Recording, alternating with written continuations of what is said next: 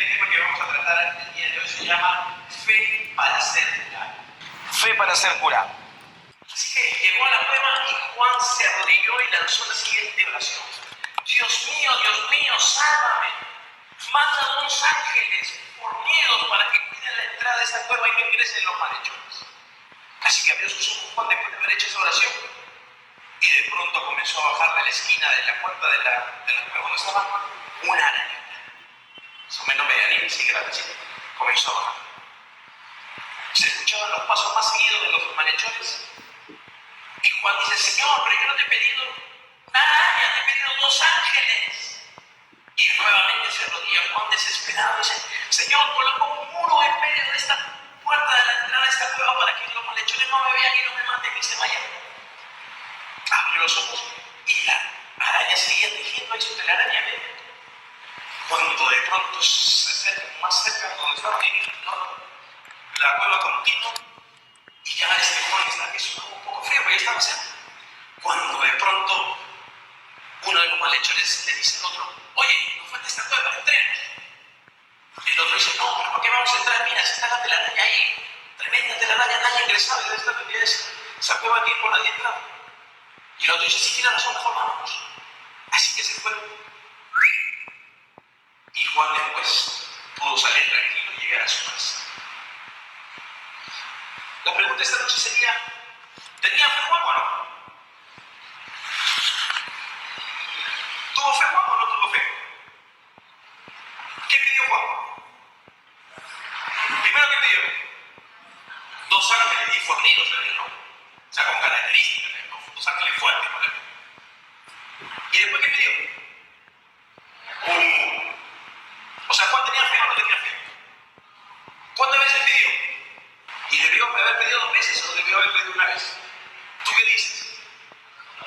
¿Tú cuántas veces pides al Señor? ¿1 vez o varias veces? Entonces, ¿tiene fe o no tiene fe? ¿Dios respondió la oración de Juan o no? ¿Lo salvó? Entonces, ¿Juan tuvo fe? ¿O no tuvo fe? La oración de Juan fue hecha con fe. Nuestra oración muchas veces, ¿cómo es? ¿Con fe o sin fe? Pero sin embargo, ¿qué pasó con Juan? ¿Se salvó o no se salvó? Se salvó, ¿verdad? Y es que a veces nosotros también, en nuestra vida de fe, podemos estar como Juan. Frente a la angustia que hacemos, no desesperamos. ¿Cierto? ¿Y por qué no desesperamos?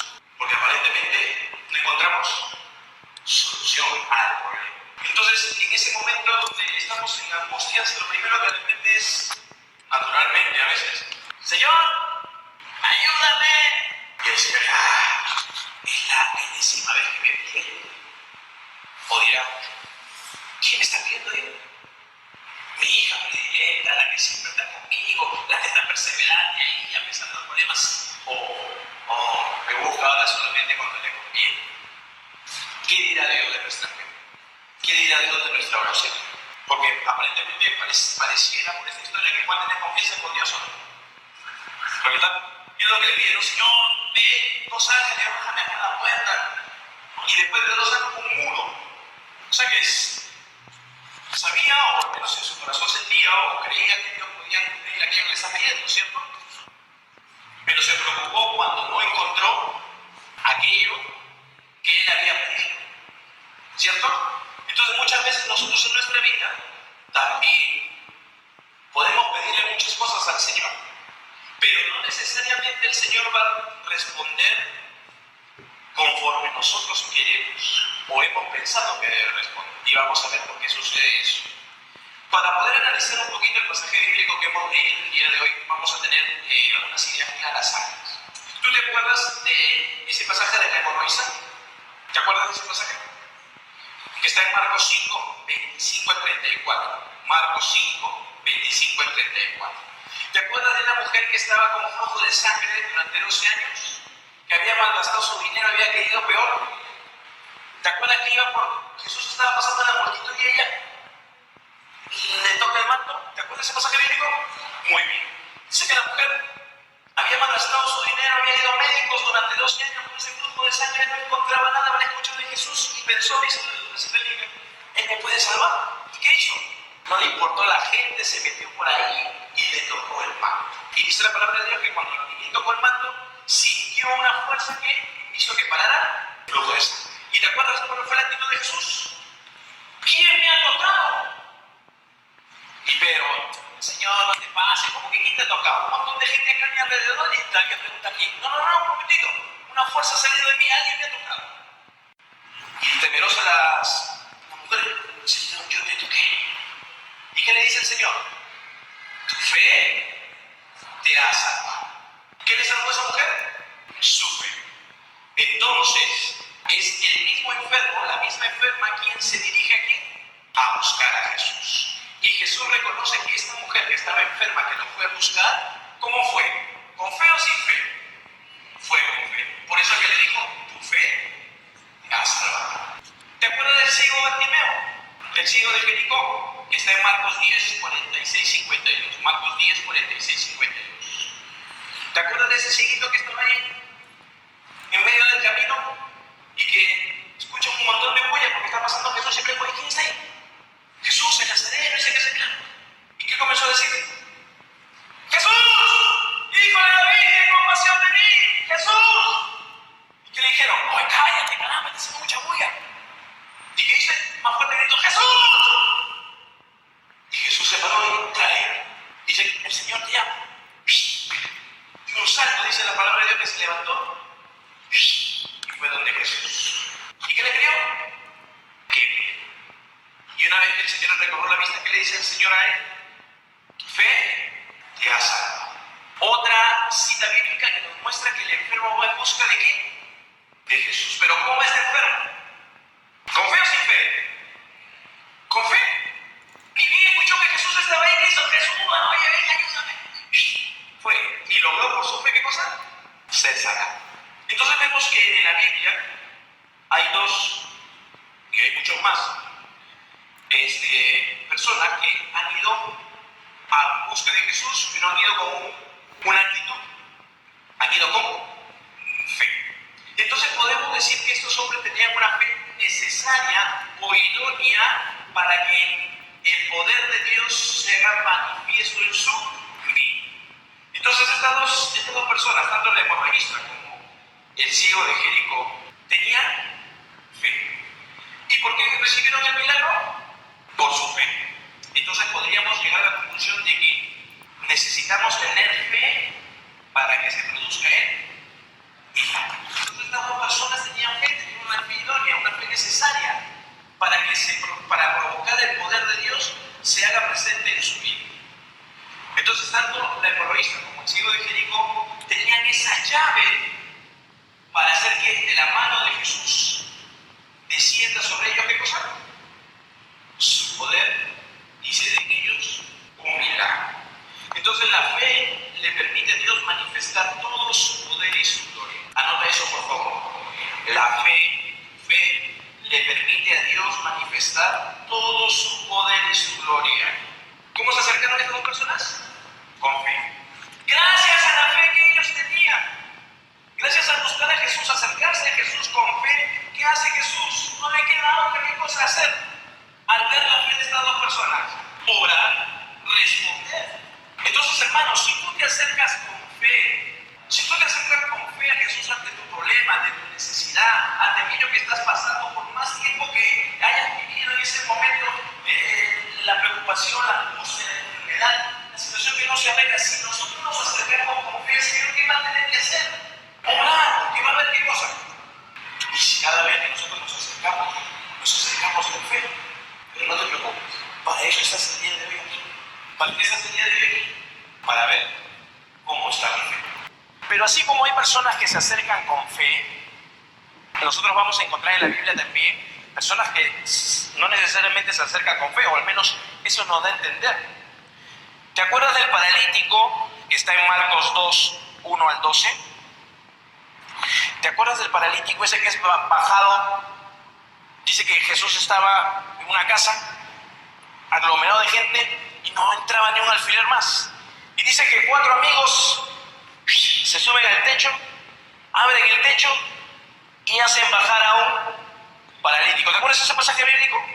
¿Dónde está? Para que te acuerdes, Marcos 2, del 1 al 12. Entonces dice la palabra de Dios casi al final, que cuando Jesús ve bajar a ese paralítico, Por la fe de esos 4, ese paralítico es sanado. Primero le perdona sus pecados y después le dice, levántate, toma tu camilla, ve. No dice las escrituras por fe del tuido o del paralítico que está ahí, por la fe de los 4 amigos. Entonces, podemos llegar a la conclusión de que este hombre paralítico no tenía fe, pero por la fe de los otros, ¿qué provocó? La sanación de este paralítico. Entonces, de repente yo no tengo fe. De repente un familiar mío tiene fe. Un hermano que viene a orar por mí tiene fe. Y por pura misericordia de Dios, por la fe de ese hombre, por la fe de un familiar mío que sí cree o que tiene una fe idónea, necesaria para poder obrar el milagro, el Señor en su misericordia va a obrar. Entonces mírate cómo es el Señor. No se limita a nuestra poca fe o a nuestra nada de fe. Inclusive por la fe de otros, el Señor también va a obrar. Entonces inclusive es eso importante, porque por la intercesión de otros, el Señor también va a obrar. Locura por la fe de ellos. Él de repente no tenía fe, pero por la fe de esos 4. ¿Y cómo se manifiesta que tenían fe? ¿Cómo podemos darnos cuenta de que esos 4 amigos tenían fe? ¿Qué hicieron para que nosotros nos diéramos cuenta que tenían fe? Así es, hermana, dice que la casa estaba llena, afuera estaban repletos. Ellos, no, mejor venimos mañana más temprano, ¿para qué lo vamos a meter? Total, Jesús se va a quedar una semana. Tenemos a nuestro amigo, el Señor lo puede sanar, ¿qué hacemos? A ver, chequeemos. No, por acá no podemos entrar, por allá tampoco. Oye, arriba, ¿qué te parece? Mira, nadie hay. Ya, vamos. Ya, pero para levantarlo, vamos ahí, vamos a tomar fuerza. Yo me imagino, ¿no? Los 4 ahí pensando, cómo, craneando, dónde lo metemos para que se encuentre con Jesús de una vez, pues no puede esperar. Habrán subido el techo posterior, no sé cómo habrán hecho para subir a un cosa que de repente pesaba. Y por la fe de esos 4, el Señor dice, ese amigo de ellos fue sanado y liberado. Entonces, por la fe, por la intercesión de otras personas, el Señor también puede obrar. Lucas 7, del 1 al 10. ¿Te acuerdas del centurión? Del centurión romano, del jefe. Jesús está pasando y el centurión viene, Jesús, mi criado está enfermo, está en mi casa. Y Jesús que dice, vamos, no, un momentito, Señor. Yo no soy digno de que entres en mi casa. Obvio, porque el judío no podía entrar en casa de romano. Pero di una palabra tuya y mi siervo sanará. Porque yo, que soy jefe y todo el relato, no mando a un soldado que haga esto y lo hace. Tú, Señor, una palabra y se sanará. ¿Y qué dice el Señor? Que se haga como has querido. Pero añade algo más. Jamás he visto a un hombre con tanta fe. Entonces, ojo, aquí ya el Señor está introduciendo otra cosa más. El centurión tenía poca fe. Dice que tenía mayor fe. Pero, ¿qué hace este centurión? Está intercediendo también. Las relaciones sociales entre los judíos y los romanos no eran muy vistas. Jesús no podía entrar, iba a ser, imagínate, cuestionado, ya era cuestionado cuando se juntaba con pecadores y prostitutas. Imagínate si entraba donde un romano. Y el centurión dice, no, Jesús, tranquilo nomás, solo una palabra y el efecto llegará a donde está mi criado. ¿Y qué pasó en ese momento? El criado se sanó. Entonces vemos que la fe es como una mediadora, es un requisito, por decirlo así, para poder obrar el Señor en nuestra vida. La fe aparece como una mediadora. Dios espera de nosotros, ¿qué cosa? Que tengamos fe. Espera de ti, fe. Espera de mí, fe. La pregunta es, ¿has venido con fe? ¿Has venido a ver qué pasa? ¿Has venido con fe? Porque supongo que tú tienes una necesidad, hermano. Tienes una necesidad en el corazón. Tienes una necesidad en la vida. Tienes una necesidad de repente familiar, tienes una necesidad física, tienes una necesidad del alma.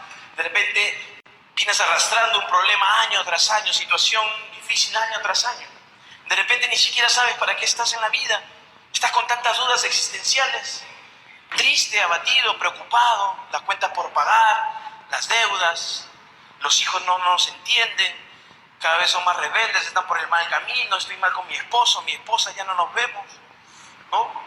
Antes me acuerdo que mi esposo, cuando me sacaba a pasear, nos sentábamos ahí en el puente de los suspiros, cuando estaba la luna llena, y ahora se vuelven a sentar en el mismo sitio, en el mismo parque de los suspiros, en el puente de los suspiros sale la luna llena y la esposa esperando que nuevamente el piropo, amor, salió la luna llena. Y el hombre le dice, claro, pues si es de noche, ¿cómo no va a salir? Y tú dices, ¿dónde se ha ido el amor? Y de repente están a punto de separarse. Si es que no te has separado ya. O de repente te fue infiel. Qué sé yo, tantas cosas que abarcan el corazón. ¿Con qué has venido? ¿Has venido con fe? Porque el requisito, hermano, para que el Señor pueda obrar, y nos está pidiendo, y nos está diciendo que hay que tener fe para que el Señor pueda obrar. Hemos visto que en estas citas bíblicas que hemos desarrollado en estos personajes, algo en común había en ellos. ¿Qué tenían? Fe. Y gracias a la fe, el Señor obró. Entonces, de repente tienes dudas, hermano, como yo y como tú, porque la fe necesita ser alimentada, ser aumentada. El problema es que tú crees que Dios puede hacer algo por ti. Tú crees que Dios quiere hacer algo por ti. Porque a veces pensamos por la vida que tenemos, por todas las atrocidades que hemos hecho, pensamos que el Señor ya no puede hacer nada conmigo. ¿Qué va a cambiar a este? Este ya no lo cambia nadie, así va a morir. Y obviamente no va a cambiar, pues, hermano, porque no tienes fe que va a cambiar. Porque no crees que el Señor puede hacer algo distinto con tu esposo y con tu esposa. No es que te va a cambiar a una esposa de 40 por 2 de 20, no. Le va a cambiar el corazón a tu esposo para que sea mejor, a tu esposa para que sea mejor. Le va a ayudar a tus hijos a entender que tienen que honrar a sus padres, que hay que tener una dirección en la vida, que no solamente es vivir por vivir. Pero el Señor puede cambiar las situaciones porque tenemos fe. Creer que Él lo puede hacer y que lo quiere hacer. Marcos 1, 40, 42. Creer que el Señor lo puede hacer y lo quiere hacer. A veces nos acercamos así desesperanzados, cabizbajos, pero hay algo que me gusta de Dios, que a pesar de no encontrar fe en nosotros, a pesar de venir desesperanzados, a pesar de estar en charla tras charla, en taller tras taller, a veces en retiro tras retiro, en grupo tras grupo, en misa tras misa, a pesar de nuestra poca fe o de nuestra nada fe, el Señor siempre va a actuar por misericordia y amor que te tiene. El Señor va a suplir nuestra poca fe o nuestra nada de fe, nuestras dudas, nuestras incertidumbres, nuestras melancolías, nuestras tristezas, nuestras desesperanzas, la va a suplir porque Él te ama y tiene misericordia de ti y de mí. Y a veces va a obrar inclusive cuando tú ni siquiera te lo esperes. Porque hay otros que tienen fe, hermano. Entonces el Señor apela a su compasión. No importa cómo estés tu fe. Hoy día el Señor ha venido porque va a salir a favor tuyo. Hay que entender una cosa. La fe puede estar en 4 estadios. ¿Ya? Eso lo vamos a desarrollar ahora. Primer estado de fe. ¿Te acuerdas la hemorroísa? ¿Qué le dijo Jesús? Tu fe te ha salvado. Entonces esta mujer tenía una fe idónea. Entonces el primer nivel de fe es una fe idónea, necesaria. Todo hombre, toda mujer, todo hijo de Dios debe tener una fe idónea, una fe necesaria. Tuvo la fe idónea para provocar el milagro de Dios en su vida. Es un nivel de fe. Segundo nivel. Aquí voy a añadir al centurión un personaje más. De repente no se escuchó mucho, te parece un poco raro, de repente sí. Hay una sirofenicia. ¿Te acuerdas de la sirofenicia? A ella la vas a encontrar en Mateo 15, del 21 al 28. Ella le pide un milagro para su hijo y el Señor le dice, no es bueno que dé pan a los perros o a los que no son del pueblo de Israel. Y la mujer, ¿qué dice? Sí, Señor, sé que no debe dar pues a los que no son del pueblo de Israel, pero hasta los perros comen las migajas. ¿Te acuerdas de ese pasaje o no? Y Jesús ni bien dijo eso a la mujer, ¿qué dijo? ¿Qué fe tan grande tiene esta mujer? Entonces, tanto con el centurión, ¿qué dijo el Señor? No he encontrado un hombre con tanta fe. Entonces tenía una fe grande, ¿sí o no? Entonces el segundo nivel de nuestra fe es tener una fe grande. Tenía una fe diferente a la hemorroísa. ¿Te acuerdas que ella tenía una fe idónea, necesaria? En cambio ellos, el Señor resalta algo. A ellos le dice, tu fe te ha salvado, igual que al ciego Bartimeo, pero en el centurión y en la sirofenicia, el Señor le dice, qué grande es tu fe. Y porque tenías grande la fe, se te hizo en mí el milagro.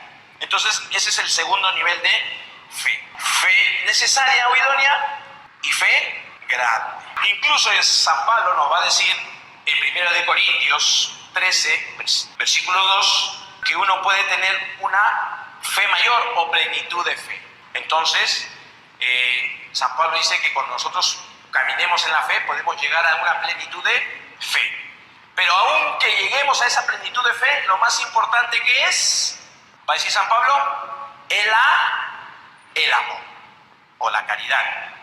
O sea, podemos llegar a una plenitud de fe, una fe mayor, pero ojo, lo más importante es el amor. Porque ¿de qué vamos a ser juzgados? Por el amor. Entonces existe la posibilidad de llegar a tener una fe mayor, una fe grande. Entonces hay gente que tiene fe idónea o necesaria. Hay fe que tiene una fe mayor o una plenitud de fe. Ambas van a provocar ¿qué cosa? La manifestación y los milagros de el Señor, de Dios. Existe un tercer nivel, que son aquellos, sobre todo en los apóstoles, el Señor va a recalcar y resaltar esto, son los que tienen poca fe. ¿Y qué es poco? Tengo un poquito de azúcar nomás. ¿Qué es poco? Insuficiente para algo. Entonces el Señor le está diciendo que los apóstoles, normalmente a ellos es quien se dirige siempre con este término, les está diciendo que, o sea, tienen fe, pero es insuficiente para provocar la gloria de Dios. Jesús lo resalta en los discípulos. ¿Dónde lo vemos esto? Marcos 9, 16, 27. ¿Te acuerdas de ese padre que lleva a su hijo epiléptico, que viene un espíritu? Dice que Jesús está caminando, hablando, cuando escucha de repente por ahí que hablan un montón y se acerca. ¿Qué pasa? ¿De qué están hablando?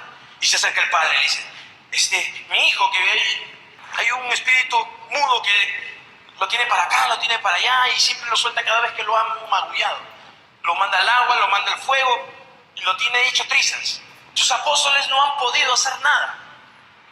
Y él se escuchó cuando dice, hombre de poca fe, ¿no? Raza perversa, ¿hasta cuándo tendré que estar con ustedes? ¿Te acuerdas de ese pasaje bíblico? Ok, el Señor se amarga, como que se molesta, ¿no? Hombre de poca fe, dice a sus apóstoles, ¿hasta cuándo tendré que estar con ustedes? O incrédulos, vas a ver en otra versión. Pero les está resaltando eso en los apóstoles. ¿Por qué los apóstoles no pudieron sacarlo? Porque tenían poca fe. Y por eso se molesta el Señor. Como usted, yo me imagino, ¿no? Oye, les acabo de mandar a expulsar demonios, a sanar enfermos, a anunciar el evangelio, y vienen y me cuentan todo lo que han hecho ustedes, y yo les digo inclusive que he visto caer al demonio. Hombre de poca fe, ¿hasta cuándo va a tener que estar con usted? ¿Cuántas veces tengo que enseñarte? No es como los papás, ¿sabes?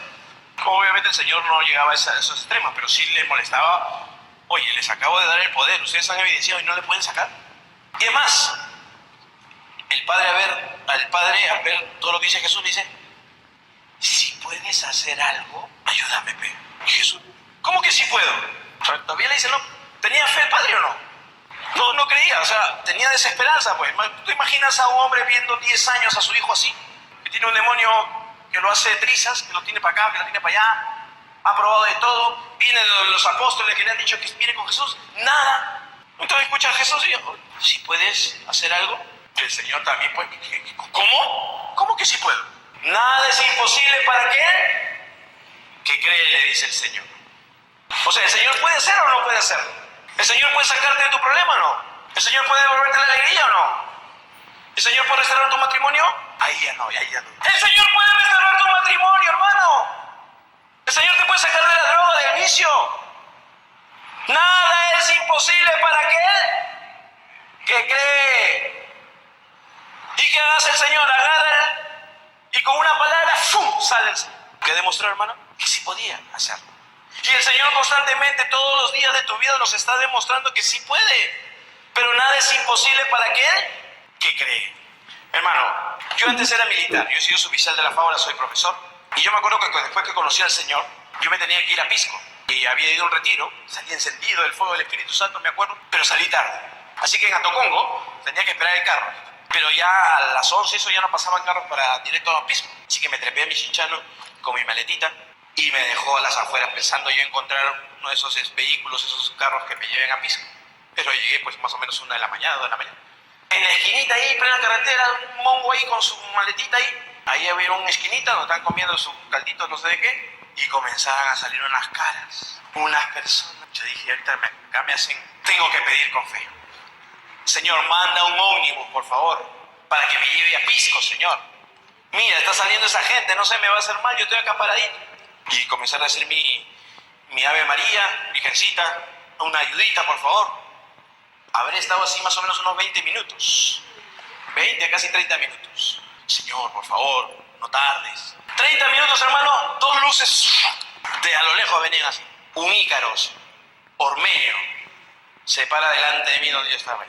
Baja un cobrador. Y yo le digo, señor, ¿hay sitio para subir? ¿A dónde está yendo? Se está yendo a Pisco, digo, el chofer. Pero no, el carro está vacío. Yo vivo acá, como acá. Háblale al chofer. Le digo, maestrito, no me cambia a Pisco. Sube, me dice. O sea, que me siento al costado del chofer. Le digo, ¿y qué? ¿No hay pasajero? No, me dice. Me iba a quedar en Cañete. Ahí han bajado todo y me iba a quedar ahí con mi cobrador, pero dije, mejor me voy a Pisco. Ahí dormiré. Y como él es de Chincha, se va a quedar acá, mañana lo recojo. Cuando tú cuentas esto, dices, no, casualidad. Hermano, nada es imposible para aquel que cree. El problema está, ¿tú crees que el Señor puede hacer eso? ¿Y más? ¿Tú crees que el Señor puede arreglar tu vida? Hermano, eso me pasó más o menos en noviembre. En diciembre, yo vivo en Chilca, al sur de Lima, y yo vivo pasando la ciudad. Hay un río, bueno, le llamamos Río Seco. Ahí vivía yo, y frente a donde yo vivía hay un albergue de niños huérfanos. En Navidad nosotros pasábamos y nos íbamos a la misa de gallo, ahí se hace la misa casi a las 12. Yo me acuerdo que mi mamá me acompañó ese rato porque tenía que hacer unas compras y después se regresaba. Entonces yo lo fui con esos niños, acompañándolos. Llegamos a la misa cuando de pronto suena la sirena y avisaban que estaba viniendo el río. O sea, nosotros le llamamos el hueco. Río lleno, hermano, el río seco. Cuando tú lo ves, pero cuando viene, y por ahí no se puede pasar ya. Entonces mi mamá viene de comprando y me dice, oye hijo, vámonos, el río. Sí, mamá, pero ellos, sí, pero si no, no vamos a poder cruzar. Ya no te preocupes, mamá, yo voy a estar antes de las 12 ahí. Así que le embarqué en un taxi, fue para allá. ¿Y cómo hacía con los chicos? Eran más o menos algo de 15, 20 chicos, con sus madrinas. Entonces no le dije nada hasta que acabara la misa. Me acuerdo que comulgué y mi oración después de acción de gracias le dije, Señor, ayúdame a encontrar una combi para estar antes de las 12 para celebrar Navidad. Pues no es posible que estos niños no puedan estar ahí, no vamos a poder cruzar. Esa fue mi oración. Entonces salen de la misa y le digo, tranquilas, ha venido el río. Y la madrina, pero ¿cómo vamos a pasar? Ya, tranquila, vamos a encontrar una combi. Sí, pero no tenemos dinero, ¿cómo pagar? No te preocupes, tranquilo. Y yo iba adelante, caminando por la avenida principal, con los chicos atrás. Y en eso hay una combi ahí estacionada. En fe, sale, oye, mira, ha venido el río y están los chicos acá, no tenemos cómo pasar para allá, tenemos que pasar por el otro lado. ¿Tú crees que nos puede llevar? Pero no tenemos dinero, le digo. Espera un ratito, porque la combi no es mía, tengo que hablar con mi hermano. Se metió. Y salió con su hermano. Tipo, sí. Ya, suban. Nos dieron allá. Hemos llegado 11:30 al lugar donde nos ha dejado. Y yo lo despedí todo, llegué a mi casa. Mamá, acá estoy. ¿Cuánto falta? 15 minutos. Antes de las 12. Mi mamá, ¿y cómo has hecho? Le expliqué, pero poder de Dios, le digo. La fe. Entonces, nada es imposible para aquel que cree, hermano. Entonces, la fe es necesaria. Podemos tener la fe idónea, podemos tener una fe mayor, pero también tenemos la situación en que nuestra fe puede ser insuficiente. Entonces puede ser poca. ¿Cuál es nuestro cliché a veces cuando oramos? Señor, te pido que me ayudes a encontrar trabajo. Yo lo dejo en tus manos, ¿ya, Señor? Pero, si tú quieres, ¿ya? Si es tu voluntad, ojo, hay que esperar la voluntad de Dios, sí. Pero cuando tú le estás diciendo si es tu voluntad, después que le has dicho te entrego, ¿qué le estás diciendo? Tengo dudas, Señor, de que lo vayas a hacer. O sea, le dices, te entrego, Señor, mi falta de trabajo, ayúdame a encontrar. ¿Y qué tengo que hacer? Ahora que todo lo va a hacer el Señor, ¿no?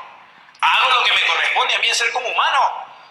Pero el Señor me abrirá de todos esos 10 currículos o 100 currículos que mandé, me abrirá una puerta. Pero si yo voy, Señor, dame trabajo, ve. Si es tu voluntad, ¿ya? Si tú quieres. ¿Y qué te ha dicho el Señor? ¿Quiere o no quiere? Porque Él puede y lo quiere hacer. Entonces, ¿cómo tienes que acercarte al Señor, hermano? ¿Cómo? Con fe. Entonces el Señor nos pide que confiemos, que vayamos con fe. Ojo, ¿qué le dice este hombre, este padre, antes de que el Señor le haga el milagro? Cuando el Señor le dice, nada es imposible para aquel que cree. Este padre le dice, creo, pero aumenta mi fe. De repente nosotros creemos, de repente tenemos la fe insuficiente. ¿Qué tenemos que pedirle al Señor? Que aumente nuestra fe. En otras traducciones vas a escuchar ayuda a nuestra fe. Que ayuda aumenta. Vamos a quedarnos un poquito con ayuda. ¿Qué significa ayudar? Dice, brindar a alguien que no tiene los medios necesarios para alcanzar un fin. Te lo repito para que lo anotes ahí. Ayuda o ayudar es brindar a alguien que no tiene los medios necesarios para alcanzar un fin. Esa es la traducción del griego. Dice, ayuda a mi fe, le dice, ¿no? En otras versiones es decir, escuchar, aumenta mi fe. Entonces, cuando decimos ayuda, Señor, ayuda a mi fe, ¿qué estoy entendiendo? ¿Que mi fe es insuficiente? ¿Que me falta algo para llegar al fin, para provocar que el Señor obre en mí? Entonces algo está pasando en mi vida, algo está pasando con mi fe. De repente las situaciones están nublando mi fe, han debilitado mi fe, porque he estado pidiendo y las cosas no se han dado como yo quería. De repente sigue ahí y obviamente te desesperas, pues. Estás en crisis de fe. ¿Para qué pedir al Señor ya? ¿Para qué? Si pasó esto, pasó lo otro. Y entonces se va debilitando nuestra fe y en ese momento tenemos poca fe. ¿Y qué tenemos que pedirle al Señor? Que ayude nuestra fe.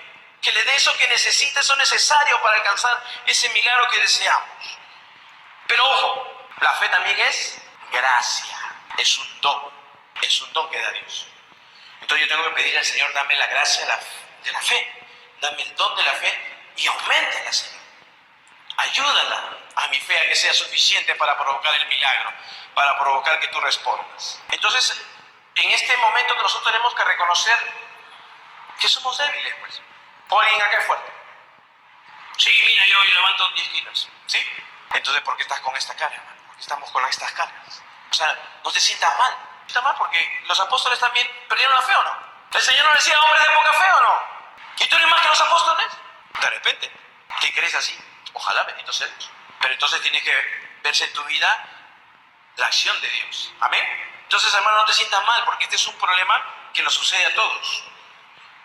Hay que pedir que aumente nuestra fe. Inclusive los apóstoles en Lucas 17:5, mientras que Jesús le está hablando sobre la fe, le dicen, Señor, aumenta nuestra poca fe.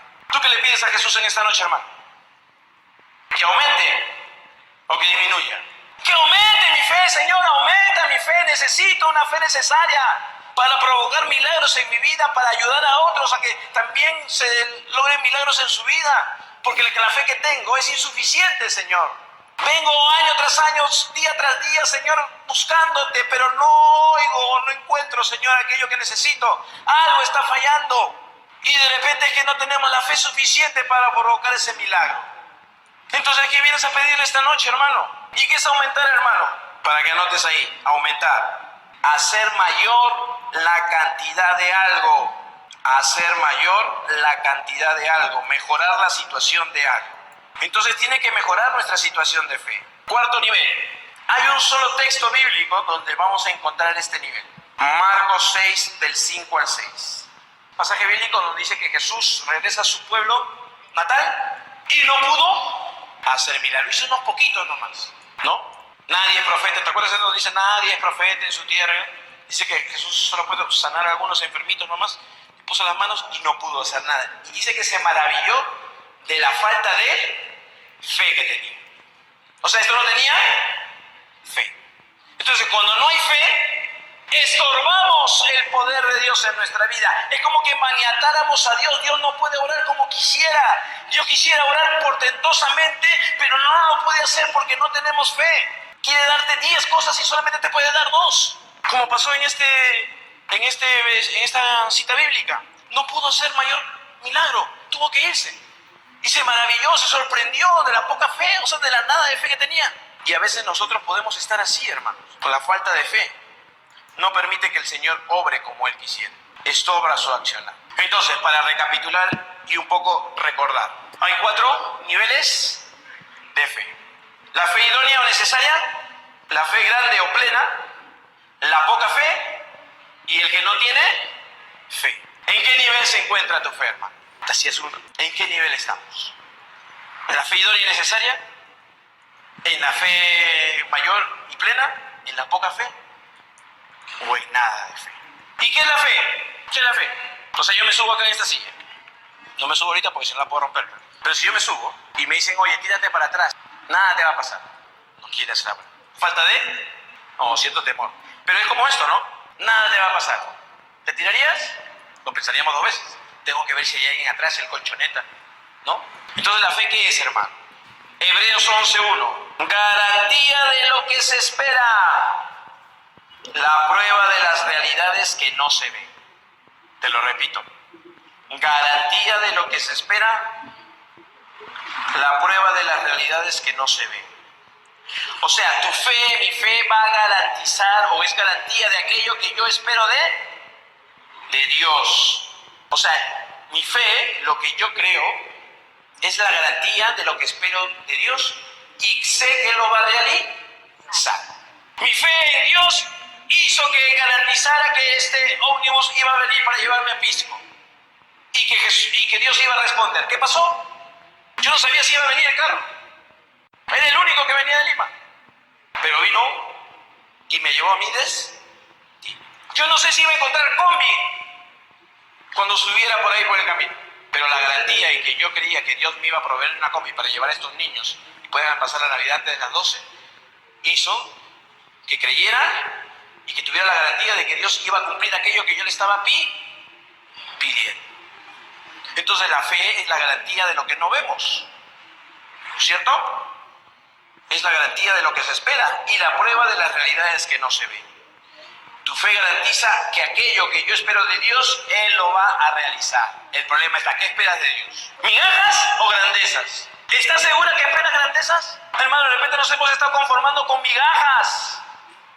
Y siempre hemos estado pidiendo migaja, migaja tras migaja todos los años. Y no le hemos pedido a Dios grandezas. No le hemos pedido que Dios derrame su gracia portentosamente en nuestra vida. Que brille nuevamente la alegría en mi hogar. Le estamos pidiendo cosas mínimas. Y el Señor quiere, ¿qué cosa? Obrar con poder, hermano. Porque Él va a obrar por misericordia. Porque Él es bueno. Porque Dios siempre quiere y siempre puede. Hermano, acuérdate. Cuando creas que el problema te está cogotando el cuello, recuerda, Dios siempre quiere y Dios siempre puede. Hebreos 11:6. Es importante tener en cuenta esto. Sin fe es imposible agradar a Dios. Por lo tanto, hay que buscarlo con fe. Y en otra cita bíblica, el Señor nos dirá que Él se deja encontrar por aquellos que lo buscan. ¿Tú lo estás buscando? Entonces Él se dejará encontrar por aquellos que lo buscan. Porque Él va a recompensar, ¿qué cosa, hermano? Tu esfuerzo, tu perseverancia, tu decisión de querer cambiar. Él va a ver cuánto te estás esmerando por cambiar de vida, por dejar el mal hábito, por dejar los vicios.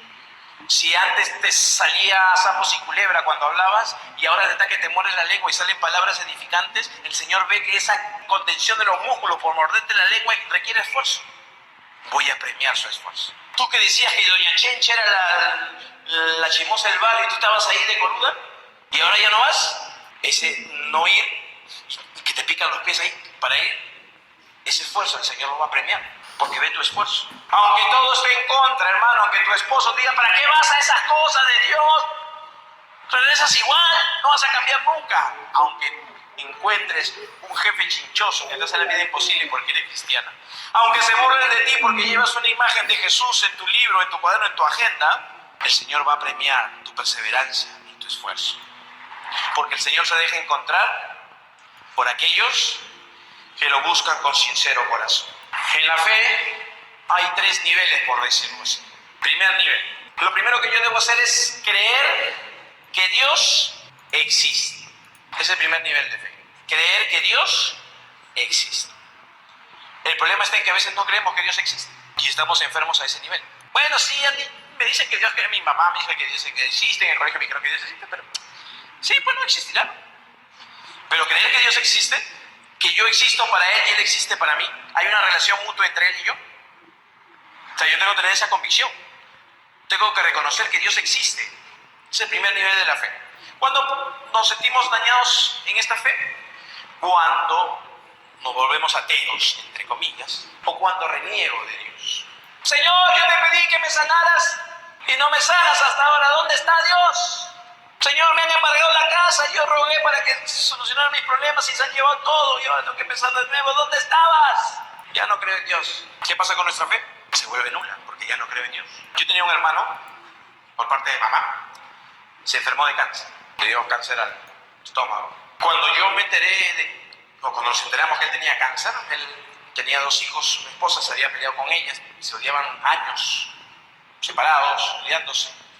Bueno, sus hijos sufrían un poco, tenía 3 hijos, sufrían un poco esa cosa con sus papás. Y yo cuando salí, nos enteramos, mi mamá y mis hermanas, que él estaba con cáncer, entonces yo me acuerdo que salía de un retiro, había vivido un profundo, yo me había alejado de Dios más o menos un año, me había apartado de Dios, había perdido un poco la fe, había entrado en crisis de fe. Me fui a un retiro así, un profundo, un retiro así condensado. No, había varios hermanos con mucha unción, nos dieron ese retiro, sí que salí, tuve una experiencia alucinante con el Espíritu Santo. Esa vez sí que yo salí en plumas, ¿no? Me creía cerebro, ¿no? Iba a conquistar el mundo.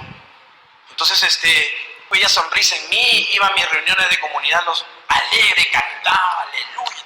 O sea, nada me quitaba esa paz.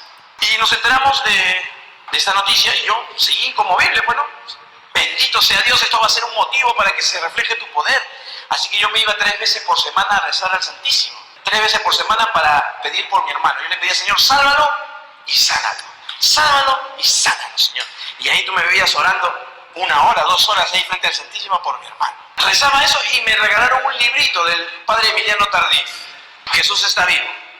Y ese librito, hermano, es para encender la fe, es espectacular ese libro, porque el padre narraba todas las curaciones habidas por haber que ha habido a partir de la unción del Espíritu Santo que él recibió.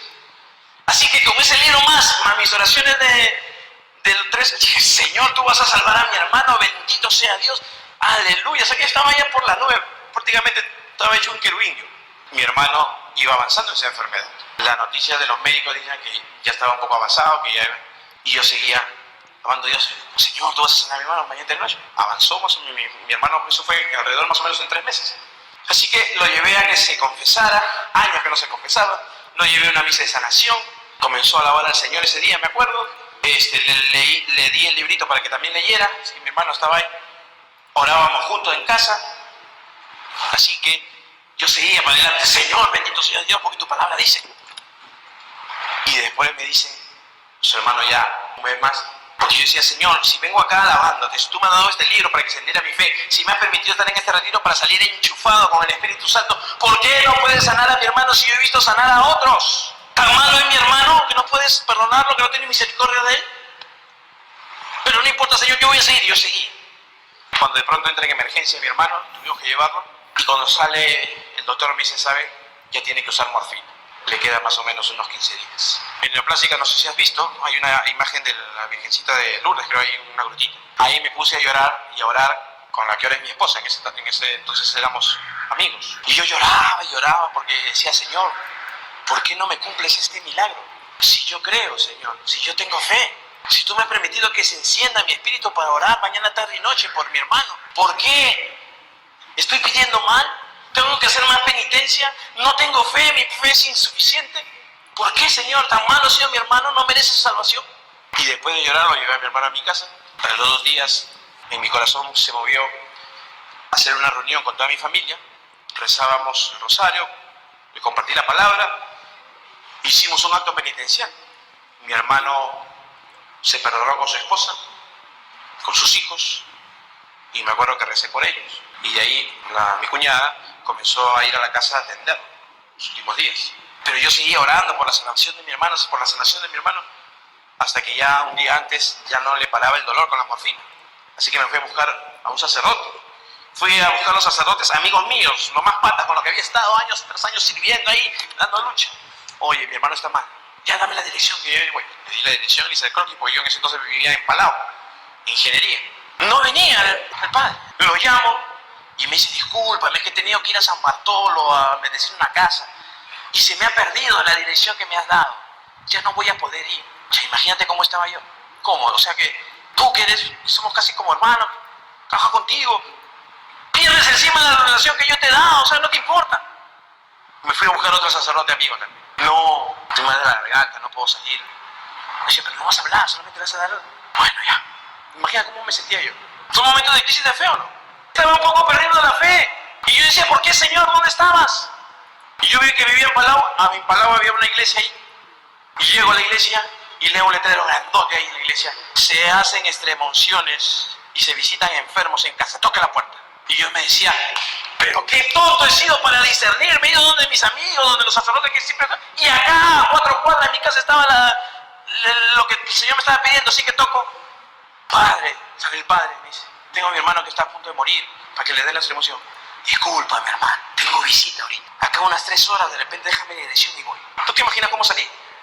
Hermano, me fui a mi casa con conflictos por dentro y me decía, ¿dónde estaba el problema? ¿Qué había pasado? ¿Tenía fe o no tenía fe? ¿Existe Dios o no existe Dios? Y ahí entra el primer problema, ¿no? ¿Dios existe? En ese momento para mí estaba a punto de decir, Dios no existe. Y es por eso que nosotros, en este primer nivel de fe, tenemos que creer en que Dios existe. A pesar de las circunstancias, hermano, a pesar de que todo nos vaya a oscuras, Dios no va a dejar de existir por los acontecimientos malos o buenos que tenemos. Dios existe, es una realidad. Entonces yo en ese momento, a ese nivel de fe, tenía problemas. Con todo lo que yo había hecho, con todo lo que yo creía, con todo lo que yo había experimentado y había visto en otras personas, pensaba que para mí, para mi familia, para mi hermano específicamente, Dios no existía. Y si Dios no existía, obviamente no puedo recurrir a alguien que no existe. ¿Me dejo entender?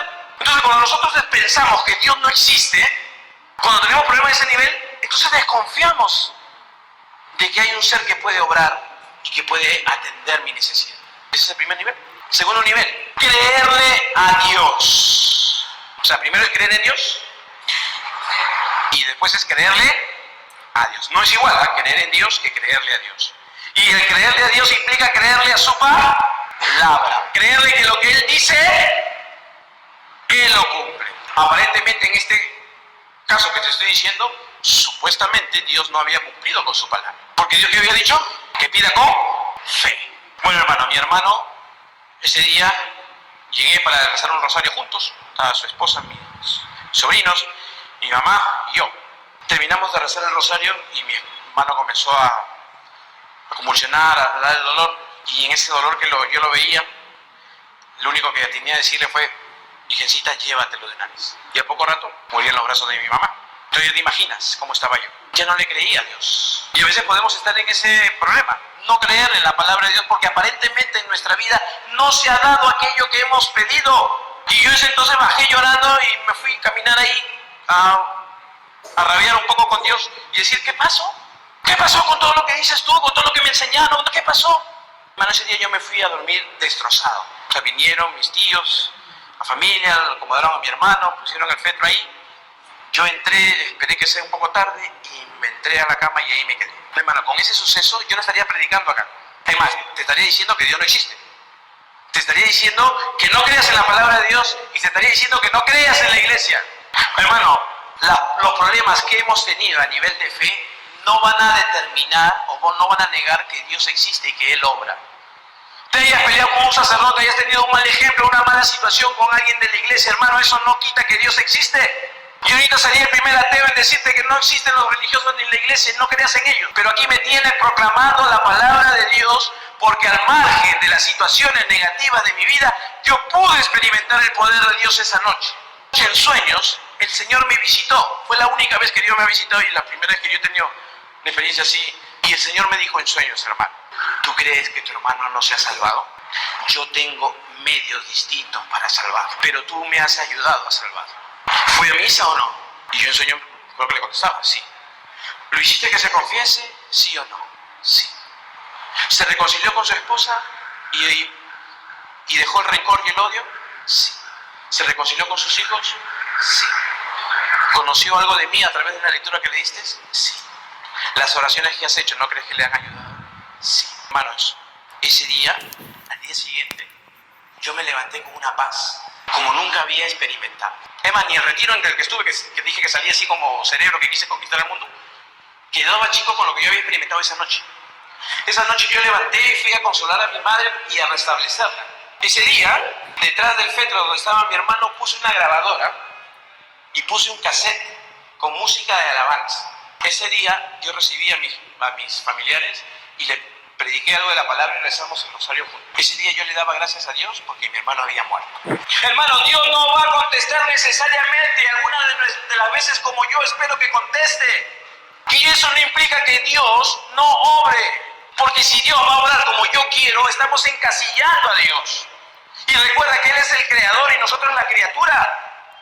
Él tiene los caminos, Él sabe lo mejor que es para nosotros. Nosotros podemos querer, tenemos un esquema mental como humano, queremos que sea así, así, así. Y el Señor te dice muchas veces, no te voy a dar como tú quieres, hermano, porque yo sé lo que te conviene. Y a veces tú te has desanimado porque has venido pidiendo, buscando al Señor, yendo de un lugar a otro, y el Señor no te ha respondido como tú quieres.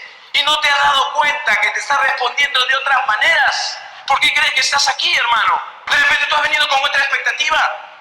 De repente tú has venido a pedir lo mismo. Y el día de hoy el Señor quiere darte algo distinto, algo diferente. Porque así es el Señor, no se deja ganar en generosidad. El Señor no se va a encasillar a lo que nosotros queremos. Por eso es que me tienes aquí, hermano, anunciando la palabra de Él. ¿Te acuerdas del tullido? Dice el evangelio que hemos leído ahora al principio, que pusieron ese tullido como siempre. En la puerta, supongo principal, ¿no? Entonces imagínate que al tullido lo ponían en el lugar donde pasaba más gente, porque tenían que darle. Entonces dice que la palabra de Dios que lo pusieron en el pórtico tal, esperando que la gente le dé. Y obviamente por ahí subía ¿quién? Pedro y Juan. Entonces el tullido está ahí esperando su limosna día tras día, todos los días, año tras año. O sea, nadie buscaba otra situación distinta, él hacía siempre lo mismo. Como tú y como yo a veces siempre lo mismo. Nos hemos acostumbrado a la misma vida miserable, nos hemos acostumbrado a los mismos problemas, nos hemos acostumbrado a tener el mismo carácter, nos hemos acostumbrado a la misma situación. Venimos así, mendigando día tras día. Entonces el Señor en la palabra nos dice que iba subiendo y el tullido ¿qué hice? Le dio la mano. ¿Qué le estaba pidiendo? Una limosnita, por el amor de Dios. O sea, esperaba que Pedro y Juan le dieran. Y yo me imagino que cuando tú pides, no todos se paran, ¿no? A darte. A unos se pasan de largo, otros como que no te miran. Pero supongo que para este tullido, el que ellos dos se hayan parado frente a él, habrá alcanzado expectativa en su corazón. Uy, se han detenido. O sea, algo me van a dar. ¿Y qué esperaba ese tullido? Su dinerito de siempre, pues, ¿no? Su dinerito de siempre para sobrevivir. Hoy se han parado, no se han pasado de largo, me han hecho caso, se han dado cuenta que estoy aquí. ¿Qué me van a dar? Y dice que los dos lo quedan a mí mirando. ¿Y qué él espera? Pedro y Juan lo miran y él. Y después que le dice Pedro y Juan, míranos. Mira, eso es importantísimo. ¿Qué le está diciendo Pedro y Juan al tullido? Míranos. Fijaron su mirada, quiere decir que se preocuparon por su necesidad. Que lo estaban viendo, que estaban analizando la vida que había tenido. En un momento yo me imagino que Pedro y Juan trataban de ver cómo estaba el corazón de este hombre, de esta mujer, los años que pasaría aquí pidiendo. Y después de haber analizado lo que tenía por dentro, yo me imagino que cuando el tullido estaría esperando con expectativas, el corazón se le habría acelerado, me van a dar algo grande. Si se han detenido acá, si están demorándose, van a sacar un billetón. Y ni siquiera se imaginaba lo que iba a recibir. Y Pedro y Juan dicen, míranos. Hermano, eso es lo que te dice Jesús constantemente con personas que día a día son testimonios de lo que Dios puede hacer en su vida. Ellos eran testigos del poder de Dios. Le estaba diciendo, oye, mírame, yo Pedro, pescador, analfabeto, irascible, negué al Señor, lo abandoné. Pero mírame, acá estoy ahora delante de ti. Mírame, Juan, sí, yo también. El que me estaba peleando por el puesto, que no entendía lo que quería el Señor, ahora acá estoy, mírame. ¿Y cuántas personas te han hablado a lo largo de los años, hermano, diciéndote, el Señor ha hecho esto conmigo? Como te estoy hablando acá, un pobre miserable pecador como yo. Pero sin embargo, a veces dudamos y no creemos del poder de Dios. Si lo ha hecho con esa persona, ¿qué no puede hacer contigo? Si lo ha hecho conmigo, ¿por qué no lo puede hacer contigo? Pedro y Juan le están diciendo, mírame, soy testigo. ¿Y qué le dice? No tengo oro ni plata, pero lo que tengo, te doy. ¿Y qué le dio, hermano? Le dio a Jesús. Le dio a Jesús. ¿Y qué hizo Jesús en la vida de ese tullido? Hermano, le salvó la vida, le cambió la vida al tullido. Ese tullido se levantó cantando y alabando al Señor. Dice que no lo dejaba, que entraban con él en el templo, por eso que la gente se aglomeró. Era tanta la alegría de este tullido por haber recibido ese favor de Dios que no podía callarse. ¿Te imaginas tantos años pidiendo limosna ahí en pleno templo? Y gracias a dos personas que le dijeron, mírame, no tengo dinero pero te entrego a Jesús. La vida le cambió, hermano. Es lo que yo te vengo a entregar el día de hoy, a decirte. No tengo oro ni plata. No puedo pagar las cuentas de tu casa. No puedo ayudarte a que te arregles con tu marido, con tu esposo, con tus hijos. No puedo sanarte de esa enfermedad, hermana, terminal que tienes, de esa situación difícil que tienes. Yo no lo puedo hacer, hermano. Pero hay alguien que sí puede y sí quiere. Jesucristo el Señor que salvó mi vida. Jesucristo el Señor que vino un día y me cambió la vida. Por eso el día de hoy estoy aquí, hermano. Este Jesucristo quiere salvar tu vida. Pero necesita de ti algo importante. Necesita que tengas fe. Necesita que creas. Que si tienes poca fe, hermano, en esta noche tú le digas: Señor, aumenta mi fe. Tengo fe insuficiente para poder experimentar tu poder en mi vida. Pero que eso no sea un pretexto para que no puedas experimentar el poder de Dios, hermano. Me acuerdo, para ir terminando ya, quien te habla, como te dije, era militar. Y yo dejé la vida militar por cuando me encontré con Jesús. Mi papá era una persona muy estricta, me castigaba mañana, tarde y noche. Mi papá le pegaba a mi mamá y era adúltero. Mi papá me llevaba cuando yo tenía más o menos unos 7, 8 años a ver a la mujer con la que él se encontraba. Me daba un juguito, me ponía a un costado y yo veía cómo ella se besaba y se besaba con él. Y así me iba a la casa y miraba a mi pobre madre. Entonces yo comencé a odiar a mi padre desde pequeño.